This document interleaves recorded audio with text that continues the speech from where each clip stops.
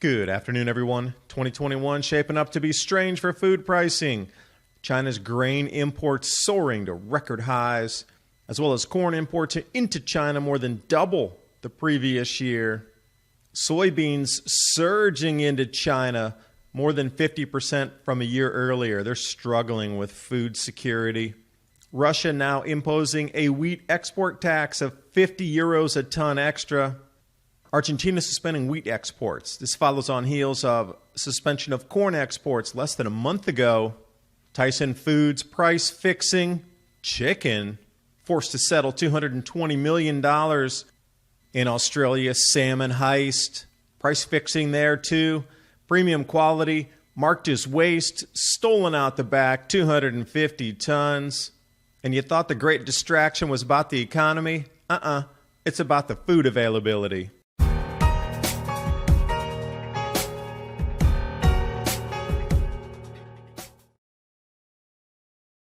There's suggestions that our credit scores might be based on our internet history in the near future, the same way banks use data like income to judge credit eligibility. Now is how websites could use internet search history in the future. I won't let my internet history be used to judge my credit score. That's why I use Virtual Shield. You can head over to virtualshield.com, and in the Download tab, I'm going to choose Firefox. And click Install Now to add the Virtual Shield add-on. It's just that easy. And get started with your free 30-day trial. Install it, click Connect. You'll see the shield turn from red to green. And you'll see how from my initial service provider, I was able to even change my IP. Virtual Shield Network protected. Go to virtualshield.com/adapt2030 for 50% off today, or click the link in the description box below the video. Now on with your cinematic enjoyment. And we're going to start right up here with a look at 2020 in total. China's grain imports soared to record highs. And right on the heels, 2021, these last 2 months are also record high imports, corn and wheat. So if you take a look at the quota numbers, more than double the previous year's volume was outbound to China. After their massive 400-year floods, they lost their stored foods. An enormous amount of their field crops were underwater. They're having a very difficult time. They even have a one-plate campaign, meaning finish everything on your plate. Don't waste it. If you're really not that hungry, don't go for the second plate. Food insecurity is another way to describe that. They call it a healthy demand. You mean record imports because their people are food insecure? Well, I guess that's a healthy demand. Domestic shortfall in corn supplies. It's such nice language the way they describe it. They don't want to spook the markets. You can see how it's worded right there. Also, Chinese corn futures rallied 40% in the last 2 months, record high prices, but that's just healthy demand. And also the 2020 U.S. soybean imports for China surging over 50% from the previous year. Customs data now into unknown buyers with record volumes. It's interesting. I wonder where those outbound cargoes are going. But off of worldgrain.com, some more related articles. China likely to increase wheat imports. 2021, obvious. China imports to increase for the corn, obvious. But here's where it gets a little eyebrow raising. Really? India's wheat imports to increase. And Brazilian soybean exports over to China increasing as well. Outlier here, Vietnam feed wheat imports need to increase sharply. A lot more demand out there. And before we look at the new export taxes coming out of Russia for 50 euros a ton, the Foreign Ag Service, private exporters report the following sales. This is just last week. 132,000 metric tons heading for China. So you can see this kind of record demand is going to continue and continue. They have these single lot off buyers. And where's that 108,000 metric tons of corn going to Colombia? That's not generally a large importing nation unless they're going to bring it in and then re-export it to China so it doesn't look like a single nation's exporting so much to China. Now this is story of the year here so far. Russia saying that wheat exports are now going to be garnered with a new increased tax of 50 euros a ton. But the interesting thing is, Russia put a wheat export levy of 25 euros a ton just a month ago. Now they're upping it to 50 euros a ton, or doubling that. They're trying to discourage international buyers out on the market from swooping up Russian wheat. Also, another shake your head moment here. Argentina, just a month ago, ceased all corn exports. They were saying that they wanted to keep the animal husbandry industry intact, that they were worried about farmers not having enough feed, and that would trickle down into prices in supermarkets. People would be angry. And hungry people do strange things, and they were trying to prevent all that. That was the excuse for the corn export embargo. But here, January 20th, not even a month since the corn news, now they're going to suspend wheat exports. Unnerving investors, yes, it should send a huge signal to you. Argentina is the third largest corn exporter on the planet, and they ceased their exports. Now they're ceasing their wheat exports. What's going on down there?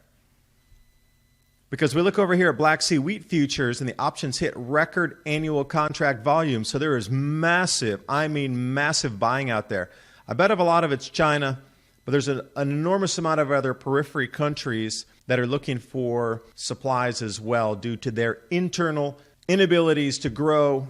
And what's so surprising during this whole thing is, how is Europe's soft wheat exports down 72% year on year? That's nearly impossible. If there's so much lack of supply and options records, Argentina cuts off wheat exports, and the European Union can't get it together for the wheat export sales, it tells me that they actually don't have the wheat to sell. That something went drastically wrong, and what we're seeing in all these rosy reports of the USDA is fabricated numbers. That makes no sense right there. 72% down when there's so much record demand across the planet. And you knew this shift was coming. Countries, societies are going to start shifting the grains that they eat. So look at this. Barley heading to a new market. Mexico, 35,000 tons. We're starting to see this shift in grain consumption happening before your very eyes. And you know where the next investment play is going to be? Watch the big money. It's going to be in the milling grain terminals and the grain processing and storage facilities. Who controls the food? Controls society.